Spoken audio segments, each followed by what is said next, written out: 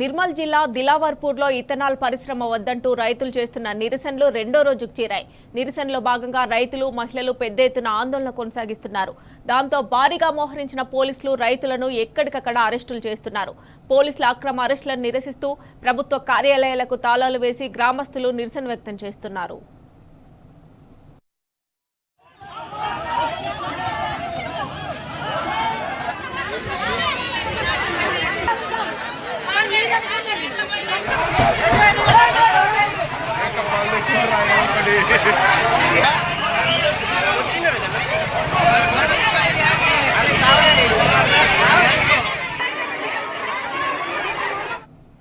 Ethanol పరిశ్రమ వద్దంటూ రైతులు చేస్తున్న నిరసనలు ఉద్రిక్తంగా మారాయి. రైతులను పోలీసులు ఎక్కడికక్కడ అరెస్టు చేసి అదుపులోకి తీసుకుంటున్నారు. రైతుల అరెస్టుపై నిరసనగా మహిళలు భారీ ఆందోళనకు దిగారు. అరెస్ట్ చేసిన వారిని వెంటనే విడుదల చేయాలని, లేకపోతే పురుగుల మందు తాగి ఆత్మహత్య చేసుకుంటామని దిలావర్పూర్ పిఎస్ ఎదుట పురుగుల మందు డబ్బాలతో నిరసన తెలుపుతున్నారు. అంతేకాకుండా ఇథనాల్ ఫ్యాక్టరీ నిర్మాణానుమతులు రద్దు చేయాలని డిమాండ్ చేస్తున్నారు.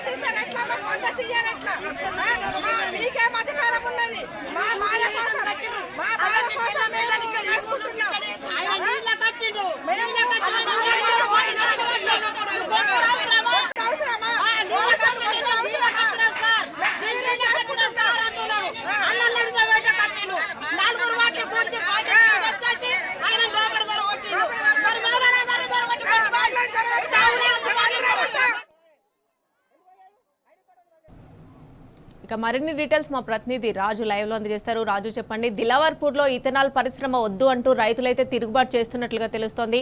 సో రైతులు ముఖ్యంగా ఏం డిమాండ్ చేస్తున్నారు?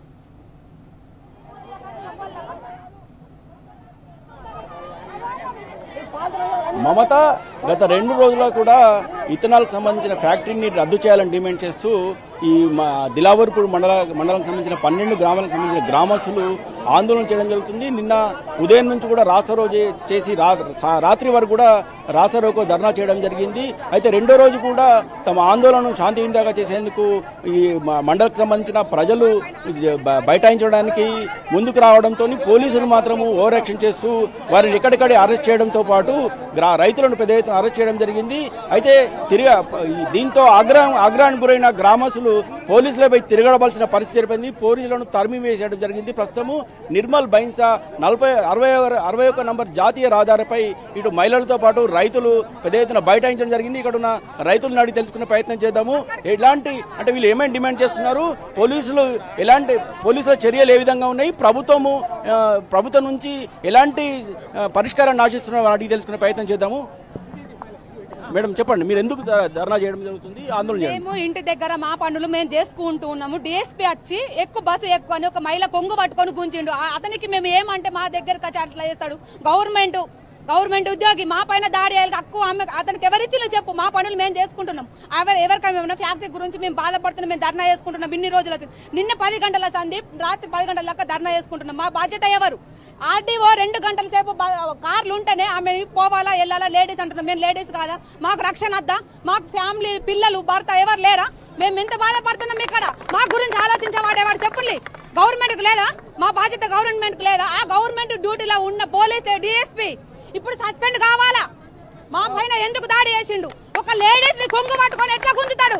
మహిళ ఎట్లుండాలా? ప్రభుత్వ ఉద్యోగం అంటే ఎట్లుండాలా చెప్పండి సార్. ఏమని డిమాండ్ చేస్తున్నారు ఈ ఫ్యాక్టరీ విషయంలో? బంద్ చేయాలా? మాకు ఫ్యాక్టరీ ఇక్కడికి తరలించాలా? ఫ్యాక్టరీ బంద్ కావాలా. మేము 10 రోజులైనా ఇక్కడనే నిరాహార దీక్ష చేస్తాం. ఇక్కడనే వంట వార్పులు అన్ని ఇక్కడనే జరుగుతాయి. మొత్తం మాకు ఫ్యాక్టరీ మొత్తం బంద్ అయ్యే వరకు ఇక్కడనే ఉంటాం మేము. మీరు చెప్పండి సార్, ఈ డిమాండ్ ఎలాంటి డిమాండ్ గురించి అవుతుంది? ఏం లేదు సార్, ఇప్పటికైతే ఉన్నది విత్తనాల ఫ్యాక్టరీ అనేది మొత్తానికి మాత్రం లైవ్లో బంద్ కావాలి సార్. మాకు ఈ విత్తనాల ఫ్యాక్టరీ బంద్ అయ్యే వరకు మా పోరాటం ఇంతే ఆగదు. ఇంతవరకు ఎమ్మెల్యేలు ఎంపీలు వాళ్ళంతా వచ్చి మాకెంతో సాకులు చెప్పారు. వాళ్ళు చెప్పినాయని మా భార్య పిల్లలు మేము అందరం విని ఆయనకు ఓట్లేసినాం. వాళ్ళు దండుకొని పోయి ఇళ్లలో కూర్చున్నారు తప్ప వాళ్ళు ఏం తింటున్నారు, వాళ్ళు ఏం చేస్తున్నారు అనేది మా మీద ఎవరికి లేదు గోస. సీఎం మాతో గెలవలేడా?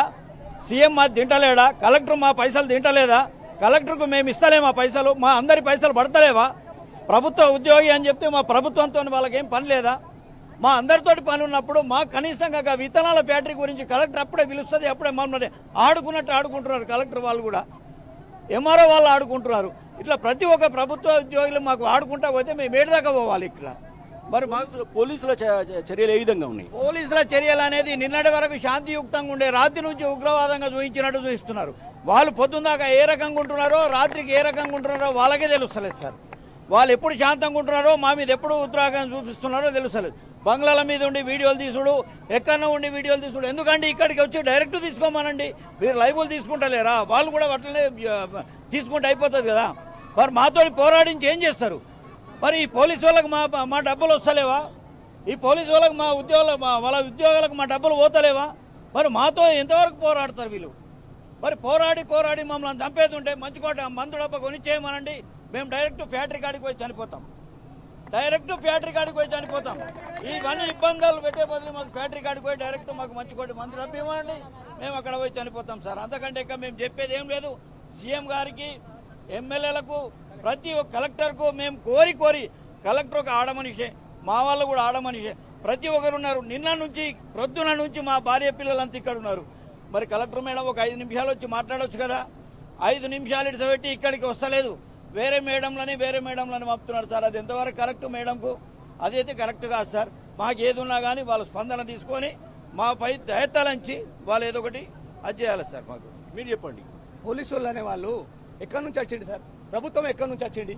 ప్రజలతోనే ప్రభుత్వాలు ఏర్పడ్డాయి కాబట్టి ప్రజలతోనే ప్రభుత్వాలు ఏర్పడ్డాయి. పోలీసు వాళ్ళ వ్యవస్థ కూడా ప్రభుత్వం ఉన్నది కాబట్టి, ప్రభుత్వ సర్వెంట్లు కాబట్టి ప్రభుత్వానికి అనుకూలంగా చేస్తుంది కావచ్చు.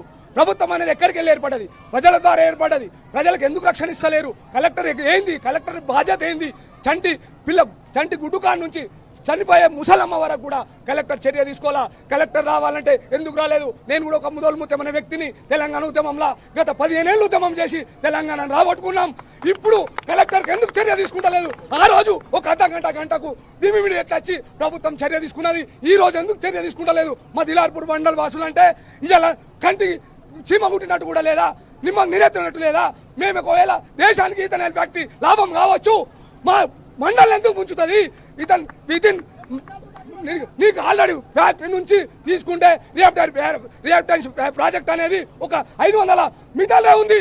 5 కిలోమీటర్లు అని ఎందుకు చూపించిండు? అదొకటి కావాలి. మరి ప్రజల తీర్మానం ఉందా ప్రాజెక్ట్ ఇలా నిర్మాణం చేయడానికి? ఇదంతా ప్రభుత్వము ప్రజాప్రతినిధులు కుమ్మక్కై మా అందరికి, మా దిలార్పూర్ మండల వాసులకు అన్యాయం చేస్తుండ్రు. ఇది న్యాయం జరిగే వరకు ఎంతటికైనా తెగిస్తాం, ఎంతటి వరకైనా పోతాం. ప్రభుత్వాలను కూలగొస్తాం, రాష్ట్ర ప్రభుత్వాన్ని కూలగొడతాం, కేంద్ర ప్రభుత్వాన్ని కూలగొడతాం. మేము మాత్రం తగ్గేది లేదు. ఈథనాల్ ఫ్యాక్టరీ రద్దు చేసేంత వరకు మేము ఆగేది లేదు. మేము ధన్యవాదాలు అందరికి, ప్రభుత్వానికి కూడా ధన్యవాదాలు చెప్తున్నాం. పెద్ద ఎత్తున దిలావర్పూర్కి సంబంధించిన మహిళలు వచ్చిన పరిస్థితి కనిపించింది. మహిళలు పెద్ద ఎత్తున రోడ్ల మీదకి వచ్చి ప్రభుత్వానికి అలాగే సీఎం రేవంత్ రెడ్డికి వ్యతిరేకంగా నినాదాలు చేస్తున్న పరిస్థితి కనిపిస్తుంది. మహిళలు పెద్ద ఎత్తున ఇక్కడ ఉన్న పరిస్థితి కనిపిస్తుంది. కొంతమంది మహిళలను అడిగి తెలుసుకుందాము. అమ్మ, ఇప్పుడు ఏమని డిమాండ్ చేస్తున్నారు? ఎందుకు రోడ్ల మీదకి వచ్చింది? రోడ్డు మీదకి వచ్చినామా సారు? పొద్దుగల నీళ్లు కొడుతున్నామా? ఇప్పుడు మనకి ఇళ్ళకు నీళ్లు కావాలా లేదా? పాపం ఆయన నీళ్ళకి వచ్చిండు, నీళ్లు రింపుకున్నాడు, బండి మీద పెట్టుకున్నాడు. బండి అక్కడికి వెళ్ళి వస్తున్నది నీది. వచ్చినప్పుడు నువ్వు నీళ్ళకు నీకు దారి కట్టమైతే ఆయనకేమన్నా అనొచ్చు కదా.